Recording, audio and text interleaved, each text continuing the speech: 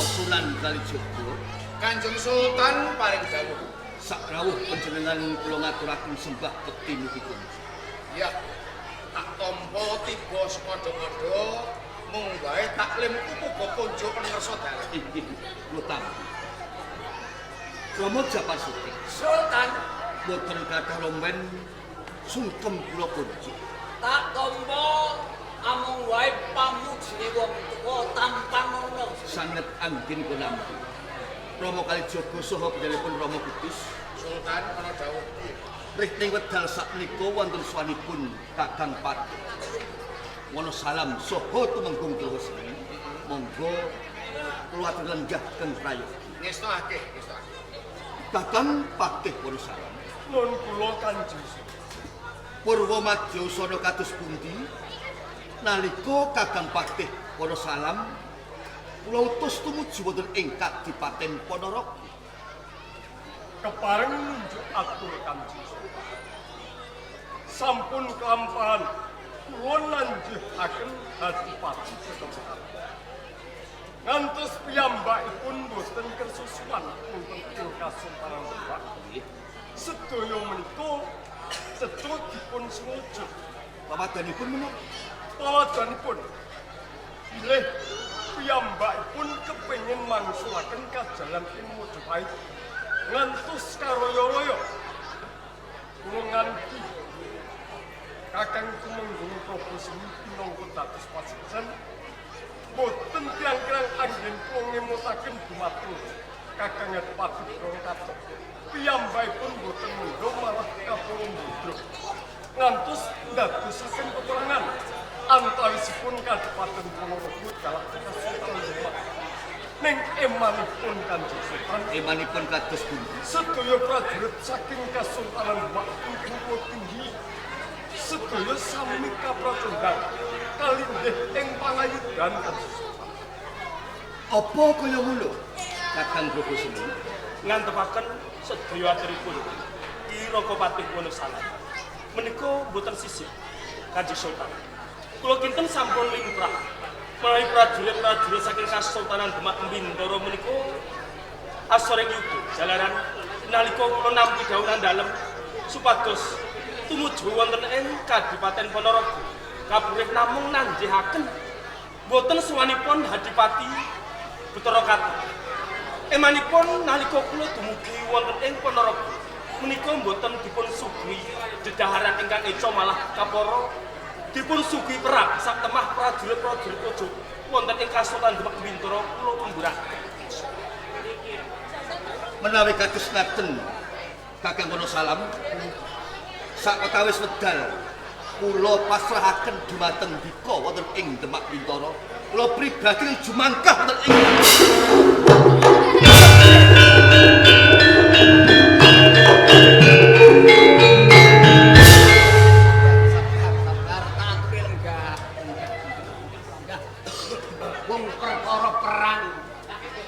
Senopati Wonosalam kathah wae panjenengan kok arep jumangkah.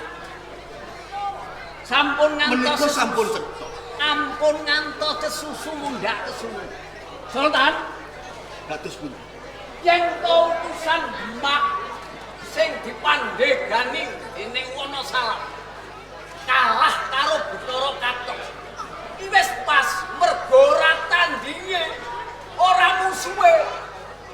Mergo apa? Sapa ta Wonosalam? Wonosalam ngono tilase bajingan. Beda karo Betara Katok.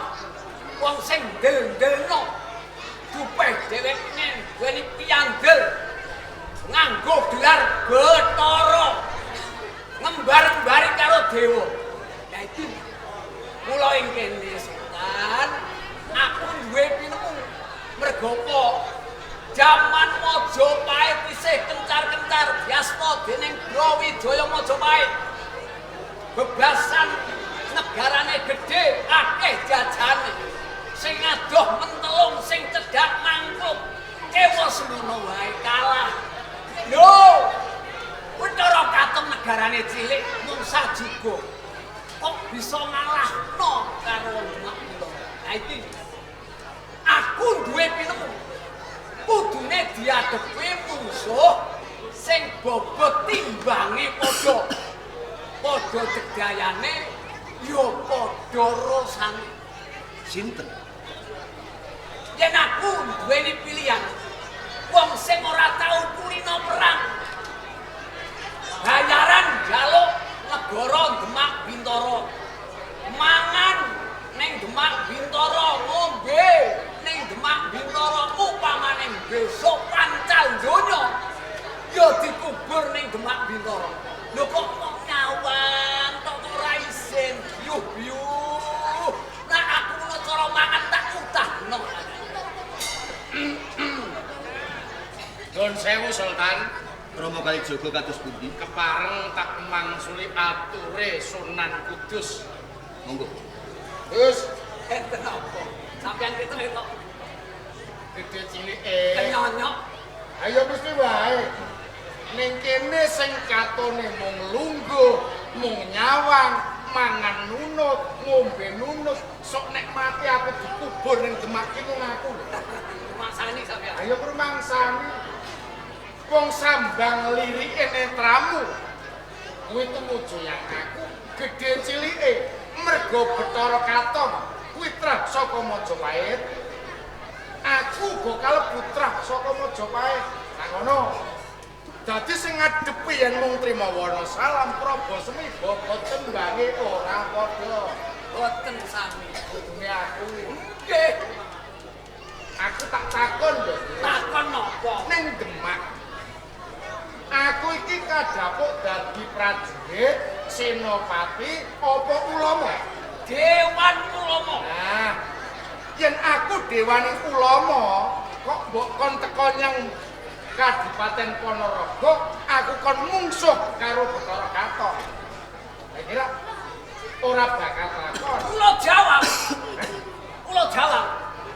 Upaminipun para senopati ludes mati kabeh. Sing isih urip mung panjenengan. Apa panjenengan boten ngadepi Bathara Katon? Yen aku ngadepi Bathara Katon, yen Bathara Katon duweni paugeran kepengin mulihake Kajan Majapahit, ora gelem ninggalake Ageman Lawas. Dadi Ya dipaksa. lah mengko dadine ora. Perang kuwi ditulis nganggo aksara apa wae kejem. Perang kuwi wengis. Sing menang ya nggawa pangorbanan, apa meneh sing kalah. Mongko, aku dudu prajurit, aku dudu senopati. Ing Kasultan Bintara Demak. Iki didadekke kasultanan pemerintahan Islam pisan ana ing tanah Jawa. Ing panangkah dadi negara ing Banadatun, Toyibatun, Warabundaku. Islam iki tumurun ning alam donya. Iki kudune dadi rahmatan lil alamin, dudu rahmatan lil mukminin. Arpa Bathara Katon ngrasuk agama Hindu Buddha. Ngeluri tinggalane Sinun Prabu Brawijaya. Ya wis ben. Paton awake dhewe kudu gelem nglayani. Apa to sebabe kok nganti Bathara Katon mengkang pernatane Bathara Demak? Siji, apa adile Umarok iki ora? Apa pemimpin yang Bintara Demak kurang adil? Sisan. Angka loro. Elmune para ulama. Ulama ing Bintara Demak apa wis ulangake ilmu kang manfaat? Kang angka 3. Wong sugih sing ora seneng numpuk-numpuk bandane, wong sugih sing seneng derma utawa weweh utawa sedekah. Ken pungkasan dongane fakir miskin. Dongane fakir miskin, wong keserakat kuwi donga sing makbul gampang tinampa pirsa dalem Allah Taala. Yang pemimpine wis adil, ulama mulangane ilmu sing manfaat, wong sugih sing gelem sedekah, insyaallah dongane wong cilik mandi. Nah, ing kene kurange apa to? Kasultan Bintara Demak kok nganti kaya ngono. Ana salah sawijining Hadipati keng mengkang kenatan. Umpama to arep mulake kajayan Majapahit nganggo lamun. Sebab ing tanah Jawa saiki pun jeneng pemerintahan ing Kasultan Bintoro Demak kedunge ulama. Yen bisa aja diperangi nanging diripih kanthi cara alus. Yen to pemanggih panjenengan menika cara ngripih. Lajeng sinten ingkang sagung ngripih kala katon? Menungso kuwi rak kudu duweni cara. Perang kuwi ora mung nggunakake akal tok, kudu nganggo akal. Bathara Katong ora duweni putra. Bathara Katong yen ngawang putra Demak sing jeneng Pangeran Yunus kuwi tresnane kepatihan. Lajeng kersa panjenengan Yunus wae supaya tilapanya Ponorogo supaya ngripih wakne Bathara Katong kon bareng-bareng sowan ana ing Bintoro Demak ketemu lan Sultan Fatah yen perlu supaya bisa mirungi kan. ya upaminipun Bathara Katong dipun ripih Pati Yunus kok mboten pulus. Lajeng dipundi? Kuwi rak perkara gampang King Baku. Pati Yunus diutus supaya ngripih marang Pangeran. Manggaken monggo. Sultan, Romo Kalitsogo, saka pilmuku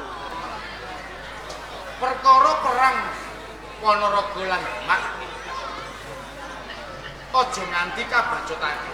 Malah kaporo aku nyuwun kanthi banget supaya lilih penggalihe Bathara Katong. Iki syaratnya mung siji. Kang putra Pati Yunus.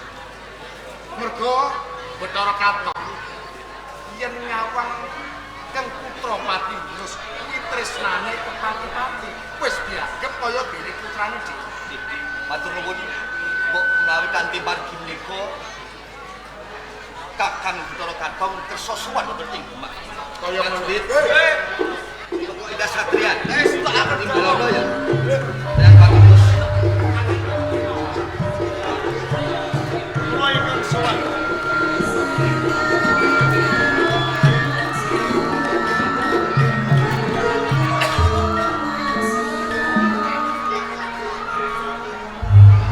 Ger Pak Yunus, Paring dawuh mesti wae jeneng sira kaget sak jeneng atimu jalan Rama nimbali keng sira ana ing Bintoro. dadosaken kejuting manah kula Rama. Nembe kemawon kula mapan wonten ing kasatriyan. Kasarut dening salah satunggaling prajurit. Ingkang supados kula niki sowan wonten ing ngarsa panjenengan. Kok bilih ingkang putra gadah kaluputan tumrap keluarga utawi negari idono menapa ingkang badhe kula sandhang. Kula namung sedikah nglampahi. Iya. Dudu kuwi keng Rama karepake. Apa sebabe Rama nimbali kang slira jalaran pancen ana kawigaten. Menawi tetelo wonten perkawis monggo. Paring dawuh dumateng ingkang putra Rama. Karuhanamu ya, Mbak. Wektu dina iki ana salah sawijining Hadipati keng wani mengkang pranatan ana ing Kasultanan Demak Bintoro. Ora ana liya ya wakmu Bathara Katong Hadipati ana ing Ponorogo. Wis ora kurang-kurang anggone caos pemut marang Kakang Patih Wonosalam nanging ora sangsaya mendha kapara sangsaya ndadra. Campuing perang Demak kalah. Mula kanthi kuwi Rama duweni iku.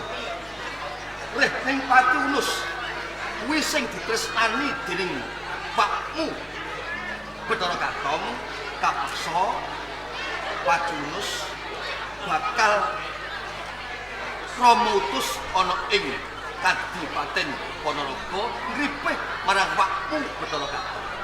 Kanjeng sowan ana ing Demak Bintoro. Menika jejiban ing aurat sanget Rama. Nanging redening kula pinangka putra wonten ing Kasultanan Bintoro. Sak gadukipun nalar kula. Kula badhe nderek nentremaken swasana wonten ing mila kanthi menika Rama. Iya. Pangestu panjenengan ingkang kula suwun pinangka cala obor lampah kula. Muga-muga Gusti jangkung marang lakumu ya. Ngaten.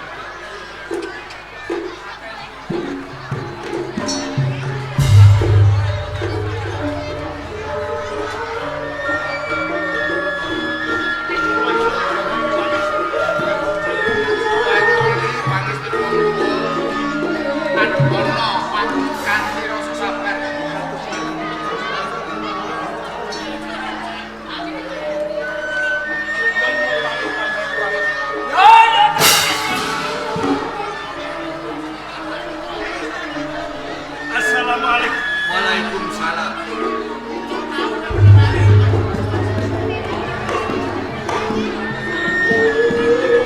Assalamualaikum. Waalaikumsalam.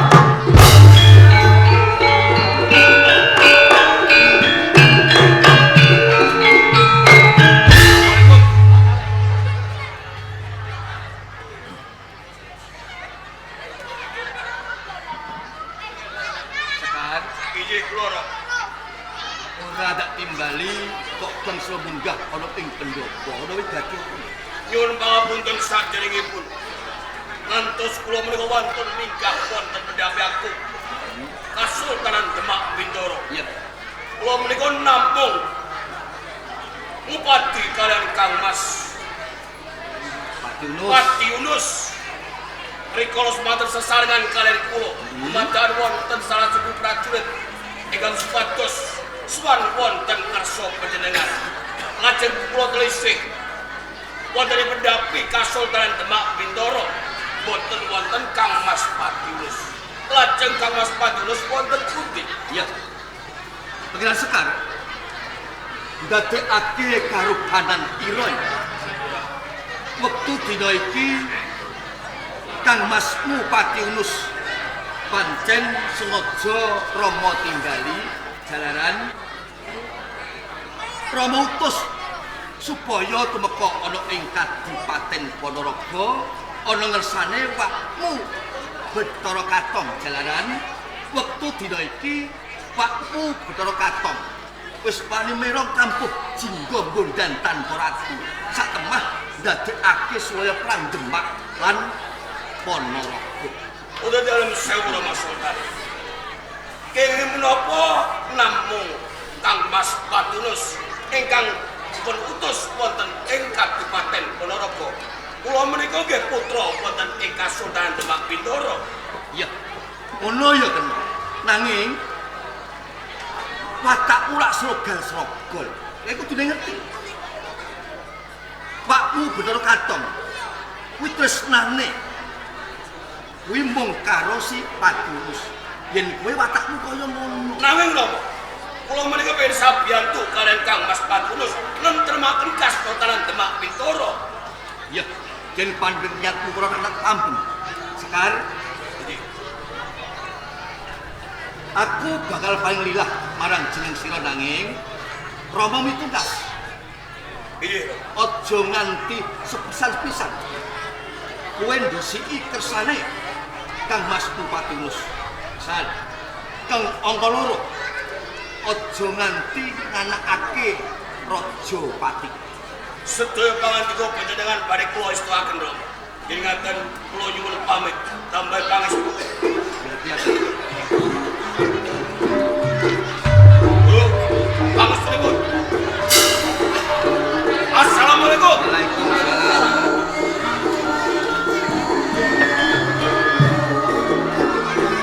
Sultan, Rama Kalijogo. sakudane bocah-bocah ing rasa kok ora kepenak. Yen ana kepareng dalem, aku pun pamit. Tak kalapati lagi bocah. Menika malah tanggung prayogi menawi Rama Kalijogo badhe tuturi dhumateng putra ing Demak. Jadi akan Gusti. Assalamualaikum. Waalaikumsalam. Assalamualaikum. Waalaikumsalam. Sakan pate menawa salam. Monggo sami tetep kesuwen ingsun bebaraken.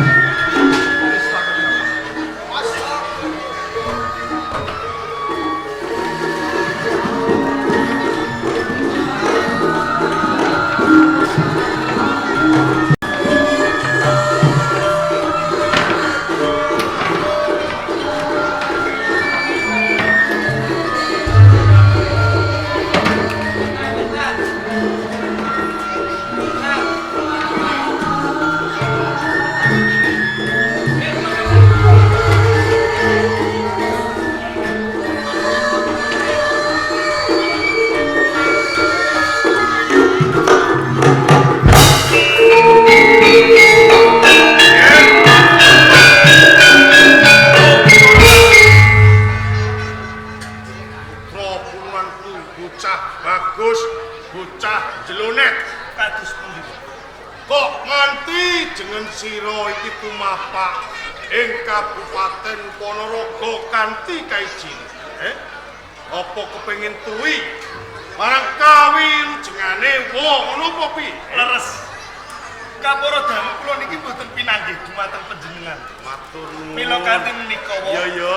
Sembah bukti kula katur. Ger Pati Ulus lan wis dak tampa ora liwat puja pangestune wong tuwa tanpa nono ya. Sanget ing pamundi kula mugi dadosaken teguh kayuanan. Oh ya ngono. Ingkang angka kalihipun. Iya. Betara katur. Ya. Kula niki kautus dening Kanjeng Rama ingkang supados ripih dumateng panjenengan. Ripih. Leres. Awit menapa wae. Ponorogo lan Demak perang campuh sampun dumadi. Kula suwun kanthi sanget menawi wonten perkawis monggo dipun rembak sarananing aris. Yer. Pati Ulus, Kados pundi wae. kowe iki bocah isih cilik. Bebasan durung ilang pupuk rempayuk rembuyan. Mula kanthi kuwi tak jaluk, Ger. Aja nganti kowe melu cawe-cawe perkara iki, Ger. Iki perkaraku lan perkarane ramamu. Ya, Nanging wae monggo dipun penggalih kanthi tirtaning kawicaksanan. Sak sampunipun Ponorogo lan Demak perang dumadi boten ngelengake bondo lan donya. Nanging kawula ingkang boten ngertos bongkot pucuking perkawis kasempyok ing aradan sak temah dadi bebanten. Kula suwun kanthi sanget dumateng panjenengan ampun kedlarung-dlarung anggenipun panjenengan mengkang pranatan wonten ing Demak Bintoro. Ulus, Paring dalu. kowe mesti wae wis kekrungu apa sing dadi pangandikane paman. Taun-ana windanana pun aku ora bakal sowan ana ing Kasultanan Demak Bintoro. Mergo wis kebacut lara atiku. Kabeh kuwi mau so tumindak lan pakatire wong tuwa. Ya. Mergo nalika semono bapakmu iki temekono ing Kraton Majapahit ngaras padha ana ngersane Rama Brawijaya. Diparingi alas glagah wangi nanging sakwise alas glagah wangi kababat bapakmu jumeneng sultan ora njaluk palilah ana ngersane Rama Prabu Brawijaya. Kuwi tak anggap luput cetha lamun ka wong tuamu iki salah sawijining anak sing ora ngerti marang budine wong tuwa. Lho kanthi kuwi padha-padha anak ana ing Majapahit aku ora nrimakake. Mergo yen tak pikir-pikir rupe Majapahit sing jalari dudu sapa-sapa nanging sing jalari bapakmu dhewe. Lho kanthi kuwi Kados pundi? tak jaluk kanthi banget luwih becik kowe aja melu cathok lawang perkara iki. Titik bali. Oh Betara Katur. Kula suwun kanthi sanget dumateng panjenengan. Kula namung dapur utusan. Menawi to kula kelampahan tumuli wangsul wonten ing Demak Bintoro. Mboten pikantuk karya. Sami kemawon kula angut bebaya pati. Menawi tetela panjenengan tresna dumateng kula, monggo sesarengan dumateng kula sowan wonten ngersanipun Kanjeng Rama. Nus, yen pancen kowe wedi bali ing Kasultanan Tuko, satemah nampa pidana. Ora usah bali ing Kasultanan Demak Bintoro. Ayo, urip bebarengan karo paman ing Kabupaten Ponorogo, kowe bakal tak mati. Nanging kula pinangka putra saking Demak Bintoro. Kula suwun kanthi sanget dumateng panjenengan. Monggo sarengan dumateng kula sowan wonten ngersanipun Kanjeng Rama. Kowe isih mbacut? Isih mbacut? Yen pancen kaya ngono bocah lek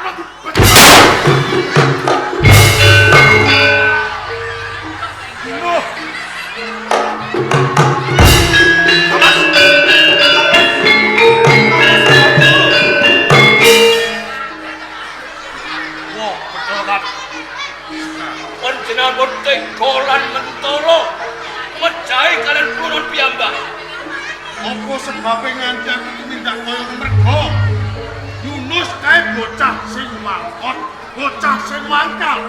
Kamu kudu kadang-kadang karo dheweke. Iki bebasan lambe setengah kali candrang. Nanging menika ora namung utusan. Wonge mutaken dumateng panjenengan. Pramila. Katene Kang Mas Bupati Yunus, kula mboten trima. Ora trima. Nggih, Yen pancen kowe ora trima arep apa sekarang? utang pati kudu nyaur pati. Mula saka kuwi ora ana ajen kinajen karo wong sing tekel metol lan punan gelambang.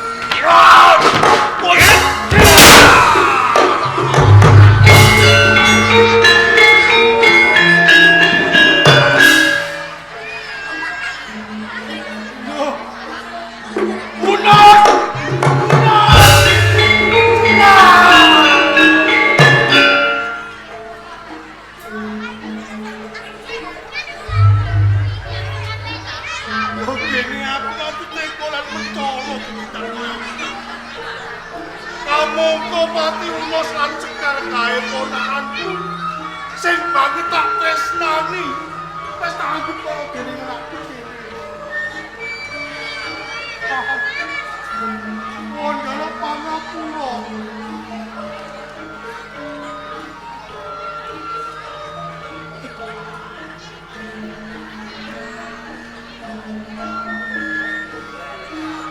Kowe bocah sing tak dosa.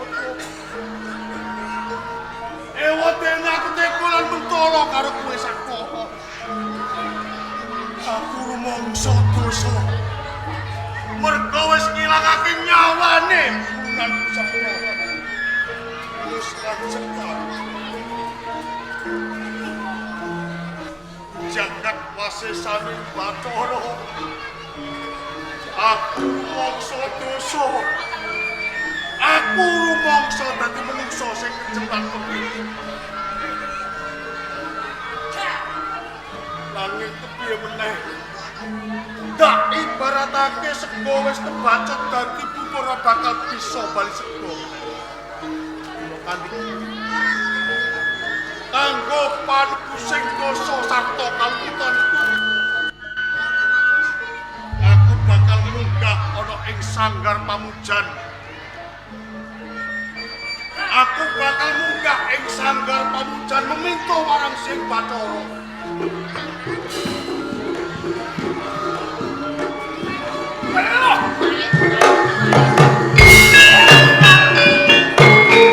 Sekar.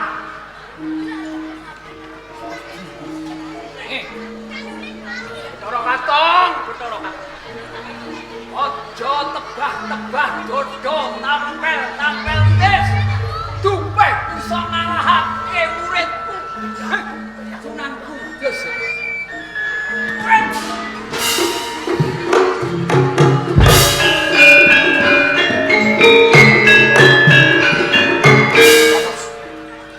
Kamas Pak Yunus. Kamas. Napa dhisik? Ora usah ditangisi.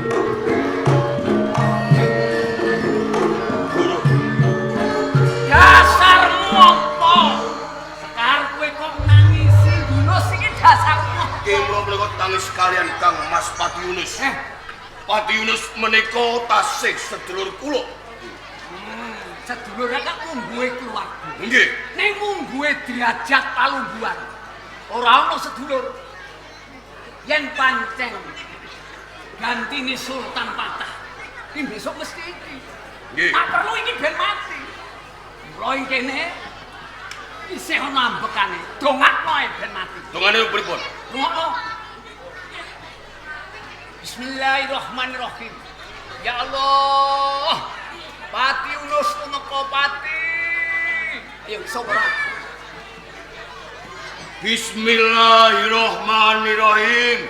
Sunan Kudus temekane pati. Pati Yunus Sunan Oke. Kudus. Pati Yunus temekane pati ya Gusti. Niki pripun? Carane aku ngerti sause Bathara Katong bisa anu ngalahke kowe sekarone. Nggih. Dheweke getun. Dhewekne manjing ana ing pampet. Ajeng kula kedah kados pundi? Carane. Heh, Ngoten. budal. Assalamualaikum. Waalaikumsalam.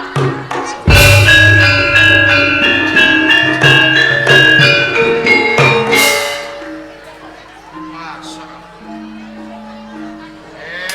Lah wong tuwa kok kelakuane kaya ngono. Ya.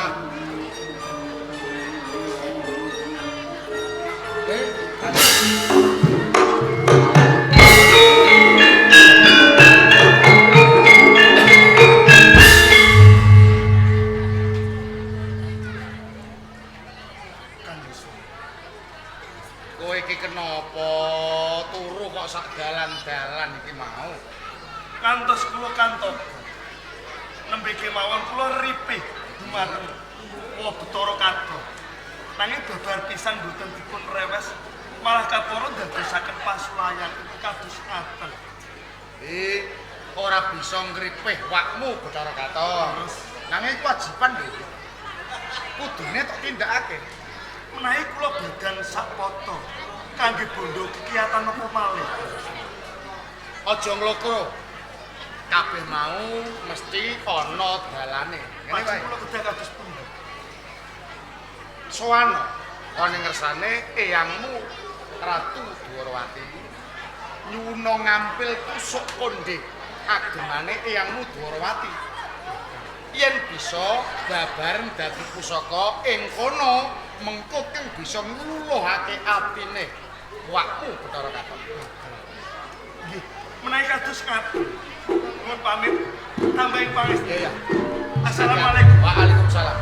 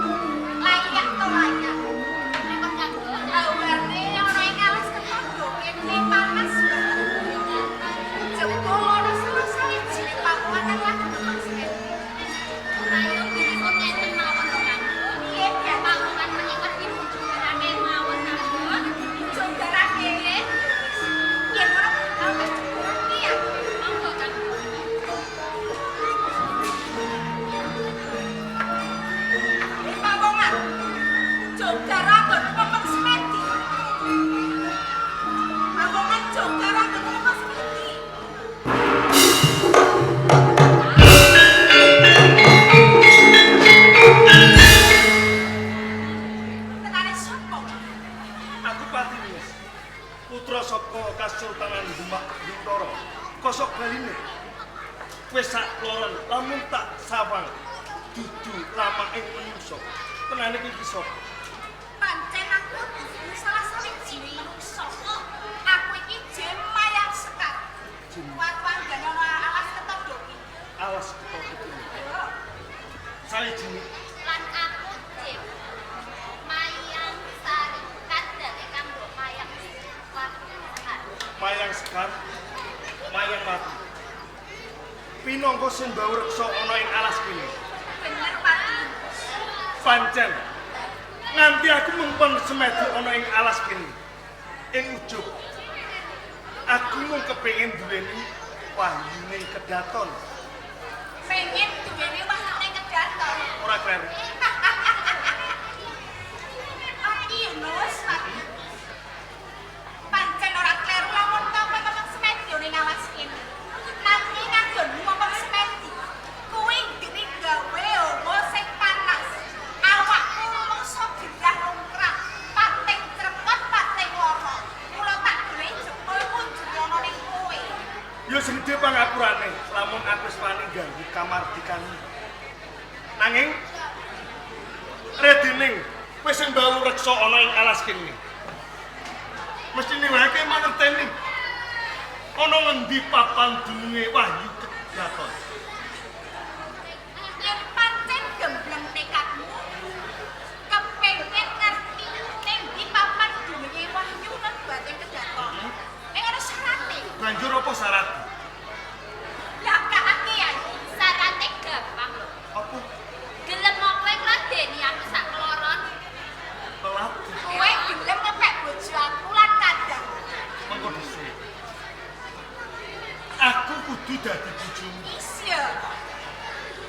Rasen, aku kuwi lama ing menungso. Kowe sak kloron kuwi bangsa krajiman. Apa ana tinane lama ing menungso nduweni bojo bangsa krajiman? Tak jaluk kanthi banget. Mbok yo golek bojo sak bangsamu. Aja lama ing menungso. Aku ngerti Pak Tius. Yen to aku karo kowe iki ora padha. Aku jek kowe menungso. Nanging ning kene aku wis seneng karo kowe mergo rupamu bagus. Kowe uga duweni penggawa yen to warna berarti ngaji. Padha-padha di menake kowe gelem ngladeni aku mergo kowe iso entuk aku. Lamun kok aku kelakon tujuan lawan dosa apa sing bakal tak sandang? Ateges aku ngowang-wae kodrat.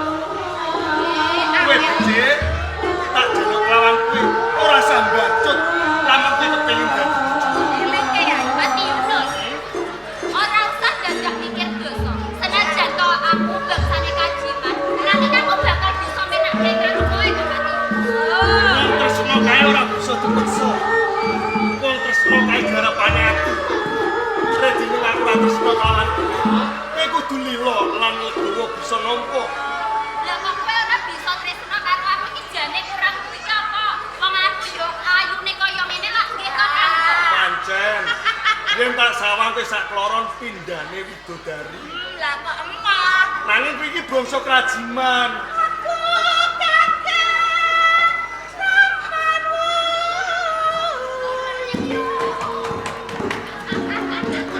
Iya ya. Ayo Yai.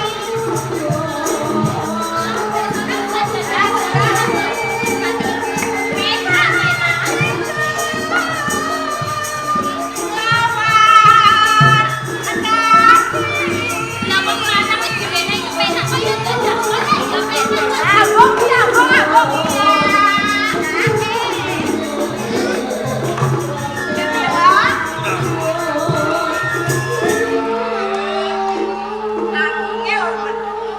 Sini bae ora sambacut.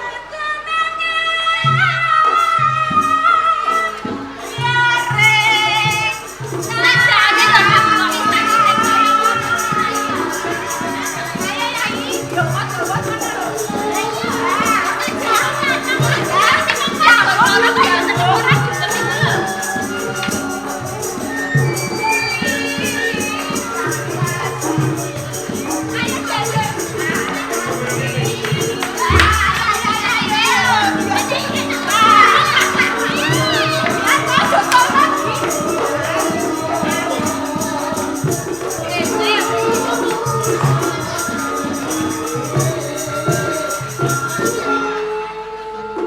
Rene gowo tak warai kowe ning isor aku ning dhuwur. Kiku. ora usah dadak ado-ado, cedhak kene wae lak yo genah kok. Temanku. Angel temen sajarene. Aja kaya ngono. Aja gasok kaya ngene.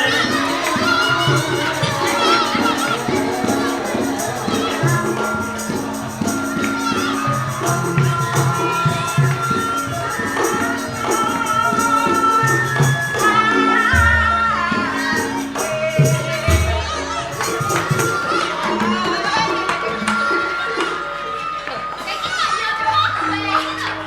Foto kabeh.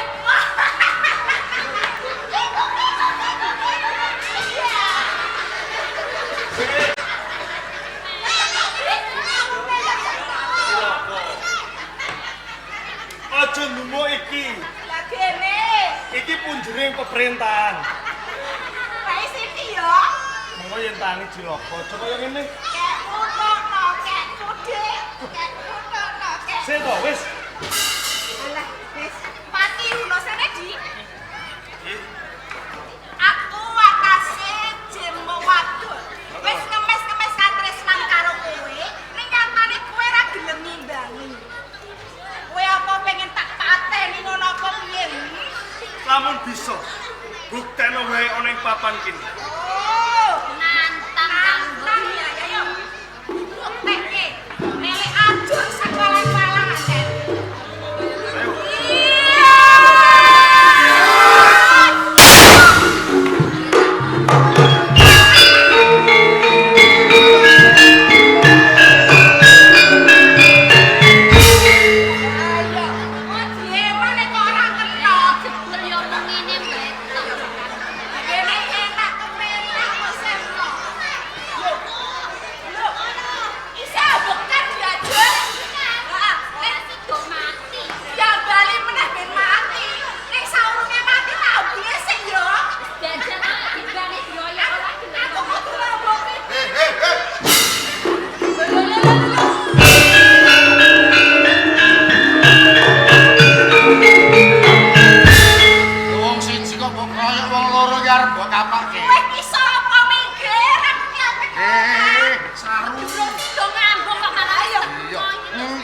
kurangen aja.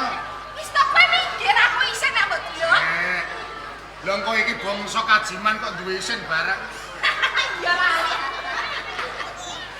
Kenale sapa kowe iki? Kenalke, aku iki Sunan Kalijaga, ya gurune Pangeran Yunus. Oh, gurune layak. Muridnya ape tak pateni sing mbok reksa teko. Lho aku kuwatir nek mbok grokot gulune kok. Ape tak ambung ancen. Salah iki apa, Salahe kuwi cetha. Lho tak kon ngladeni aku karo sedulur ora gelem. Mbok kowe kuwi ora usah ngowahi kodrat. Kodrate ing jagat iki nek jim. Iki bojone ya jim, nek menungso karo menungso. Lah jep domo karo aku hari. Hah? Domo karo aku. Urung mbok jajal jim liyane, jim reken, jim batak, drembang. Wis semua. Nek ngono kok diliyane mati Yunus aku mau kowe yo ora. Ya iya nek wong bangsane kajiman kirane sing baguse kaya ngene kan. Pangeran Yunus teko ngalas ketangga kuwi pancen aku sing ngongkon. Tak utus supaya ngupati wahyuning kraton. Dene kowe sing mbau reksa alas ketangga, aku nyuwun lilanana Pangeran Yunus supaya entuk wahyuning kraton ing alas ketangga. Ora bisa mergo dheweke ngono lan karo aku. Yen kowe melu-melu perkara iki kowe kudu tandah karo mangsa. Kaya ngono. Yes kene wae. Yen pancen kowe bisa kena. Tantang jaluk padha karo prite iki. Ayo Ji. Bismillahirrahmanirrahim. Iya. Allahu Akbar. Allahu Akbar. Allah.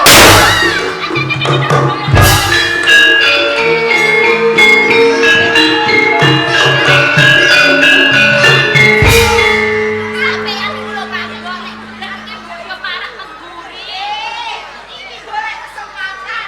Ya, tangi. Aja tangi ngono. Kurang ajar muridnya dilambari.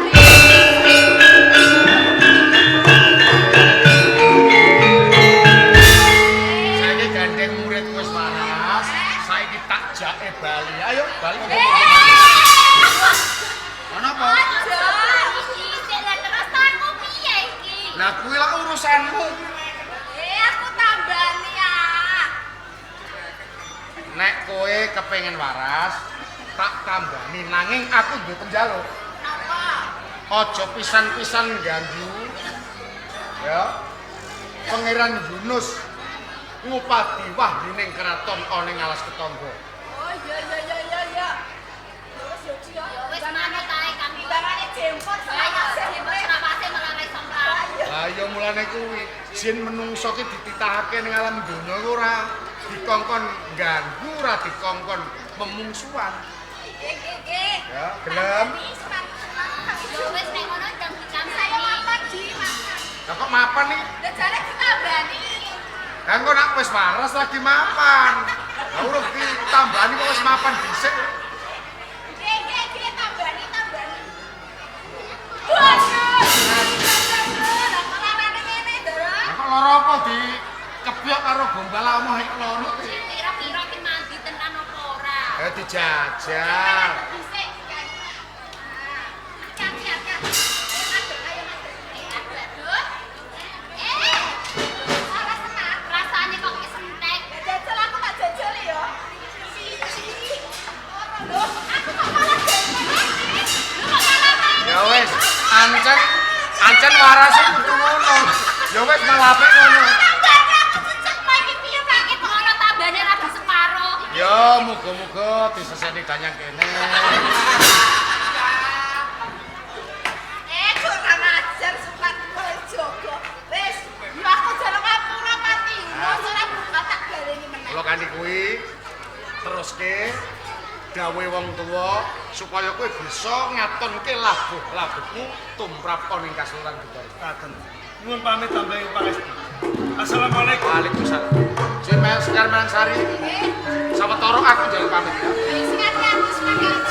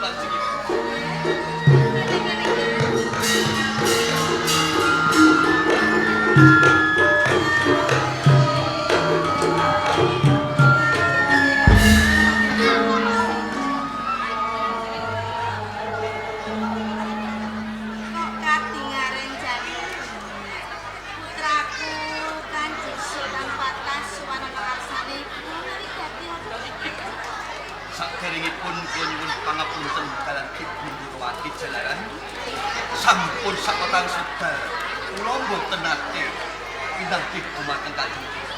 Sugeng kula katur Kanjeng. Iso-iso wis tak tampa ora liwat pangestunipun ibu enggal ditampani. Sanget angging kalau nampi dadosaken jejimaten. Ono wigati apa? Iku saderengipun nyuwun pangapunten tebih saking Demak Bintoro tumuju teng ing Praja Majapahit Ujug. Kula badhe nyuwun sanjata pitulungan dumateng ibu. Nyuwun sanjata pitulungan. Dir senang nyuwun pitulungan apa marang puniku? Dadosaken punika Kanjeng. Bilih wekdal sakmenika Majapahit lan Ponorogo lan Demak Bintoro punika lebih kemawon perang ageng campukipun perang Demak Asoreyuda sarengaken kula nggadhahi sarana bilih kedah nampil susuk konde dumateng Kanjeng Ibu. Dadi tak saiki dina Demak lan Ponorogo lagi wae ayun-ayunan peperangan kang gedhe kan. Sliramu kawon majune sak tengahing palagi. Ngaten. Yen yen kabeh ngomong kanggo sarana katentremaning Kasultanan Demak, ing kene pun ibu bakal maringi kabeh pinangan. Matur nuwun Kanjeng.